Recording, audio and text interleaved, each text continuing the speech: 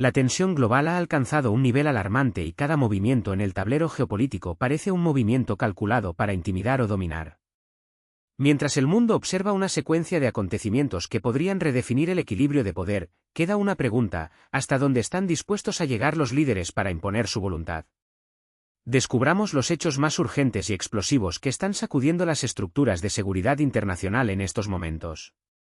Un ataque audaz y premeditado sacudió el corazón de Europa. La central nuclear de Chernóbil, símbolo de una tragedia que marcó generaciones, fue el objetivo de un dron ruso. Este no es un incidente aislado, sino un mensaje claro y siniestro. Según el presidente ucraniano, Volodymyr Zelensky, el avión no tripulado voló a solo 85 metros sobre el nivel del mar, escapando de los radares, e impactó en el sarcófago que cubre el reactor destruido en 1986. El impacto provocó un incendio, que fue rápidamente controlado, pero los daños fueron graves. Hasta ahora, los niveles de radiación se mantienen dentro de límites aceptables, ¿pero por cuánto tiempo?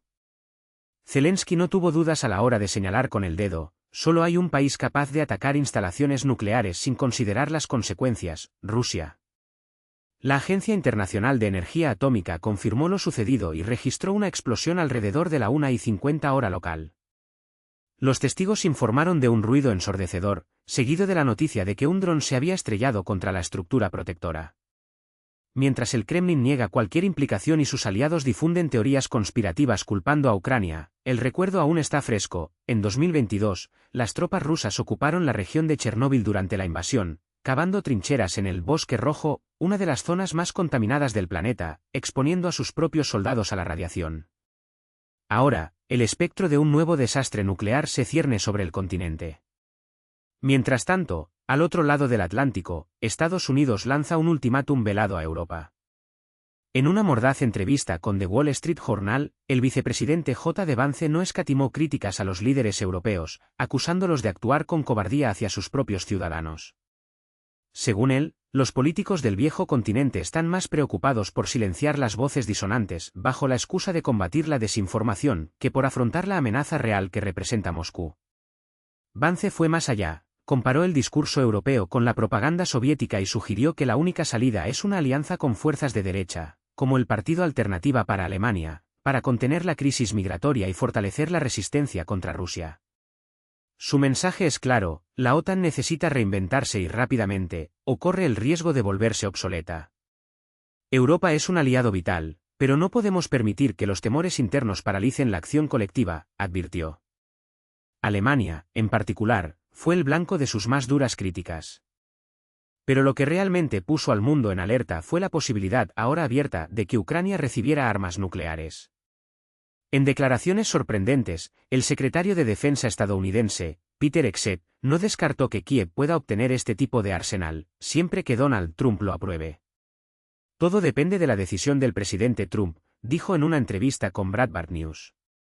La idea no es nueva. Zelensky ya había señalado que, sin ser miembro de la OTAN, Ucrania necesitaría una garantía de seguridad alternativa, y la energía nuclear sería la única opción viable para contener a Rusia. Hegseth fue categórico: Trump es un negociador despiadado. Siempre actúa desde una posición de fuerza. La cuestión de las armas nucleares para Kiev está en sus manos. Mientras tanto, Moscú observa y el mundo se pregunta: ¿cómo reaccionaría Putin si Ucrania volviera a tener ojivas nucleares? ¿Fue este un punto de inflexión en la guerra o simplemente otra medida psicológica para presionar al Kremlin? Zelensky, a su vez, lanzó una bomba retórica: si Ucrania erre. Una vez que se reciba el equipo militar necesario, como entre 150 y 160 cazas F-16 y 25 sistemas Patriot, no habrá necesidad de tropas estadounidenses o europeas en suelo ucraniano. La cuestión no es la nacionalidad de los soldados, sino la capacidad de defensa. Con los recursos adecuados, somos plenamente capaces de defendernos, declaró. El mensaje es sencillo: Washington debe elegir entre enviar a sus hijos a la guerra o proporcionar los medios para que Kiev luche solo. ¿Y qué pasa con la membresía de Ucrania en la OTAN? Las declaraciones son contradictorias. Trump ya ha afirmado categóricamente que Rusia nunca permitiría que Kiev se uniera a la alianza, recordando que Moscú ocupó territorios ucranianos precisamente para evitar este escenario.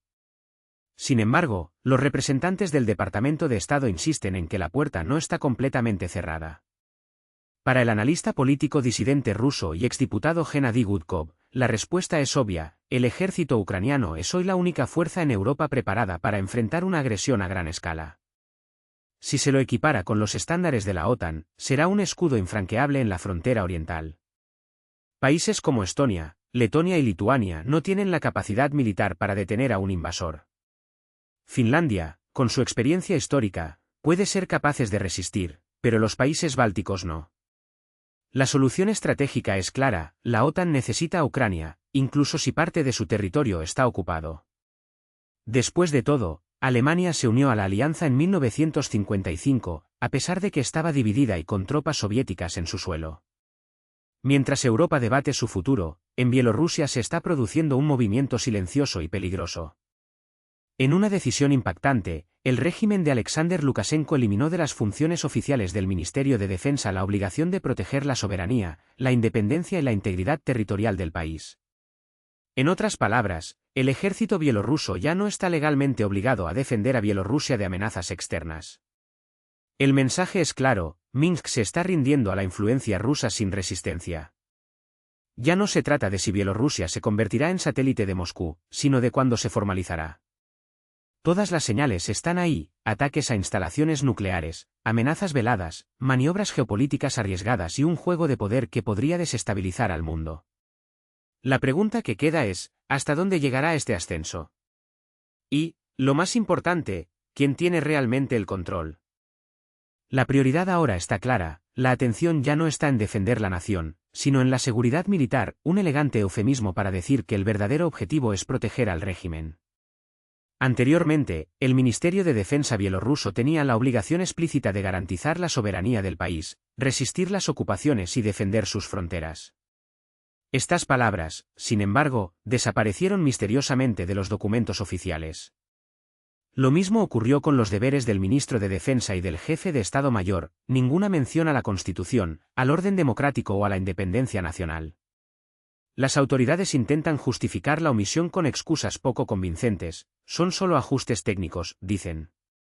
La defensa del país ya está prevista en otras leyes. Pero la verdad es innegable: mientras Bielorrusia se convierte en una plataforma de lanzamiento para las ambiciones militares rusas, Lukashenko desarma a su propio ejército, al menos en el papel, de la misión de proteger la patria. ¿Coincidencia? Difícil de creer. Y mientras Europa observa este espectáculo de marionetas, otro drama se desarrolla en Oriente Medio. En el Líbano, las calles están en ebullición. Los manifestantes son dispersados con gases lacrimógenos en el aeropuerto de Beirut mientras familias desesperadas exigen respuestas: ¿dónde están nuestros familiares? ¿Por qué no pueden volver a casa? A un avión iraní que transportaba ciudadanos libaneses se le prohibió aterrizar sin previo aviso. Sin explicaciones, sin justificación, solo una orden arbitraria que impidió que decenas de personas regresaran a su país. La revuelta no duró mucho. Una de las calles principales de la capital quedó ocupada por las protestas. Neumáticos quemados. Gritos de indignación, rostros marcados por quemaduras de gas. Traición, algunos gritaron. El gobierno nos ha abandonado, otros lloraron. No eran simplemente voces aisladas, sino un coro de desesperación, que se hacía eco de la sensación de que el Líbano está siendo gobernado por intereses oscuros, donde la dignidad humana es moneda de cambio. Y mientras en Beirut se produce el caos, París se ilumina con los colores del romanticismo. El día de San Valentín tiñe las calles de rojo, los cafés rebosan de risas y promesas y el aire parece más dulce. Propuestas de matrimonio, besos robados, momentos suspendidos en el tiempo, la vida continúa, indiferente a las tormentas que azotan otros rincones del mundo. Pero aquí está la cruel ironía: mientras algunos celebran el amor, otros luchan por la simple oportunidad de encontrar el suyo nuevamente. Mientras algunos intercambian juramentos de lealtad, otros son traicionados por quienes deberían protegerlos. Y mientras algunos agradecen otro día de paz, otros se asfixian bajo el peso de la opresión y se preguntan cuándo, o si, llegará la justicia. La historia no se detiene. Las decisiones de hoy definirán el mañana. Y la pregunta que queda es: ¿cuándo despertará el mundo para ver que, detrás de las cortinas de humo y las fiestas efímeras, se están aplastando vidas? ¿Cuándo comprenderás que la indiferencia es el mayor aliado de la tiranía?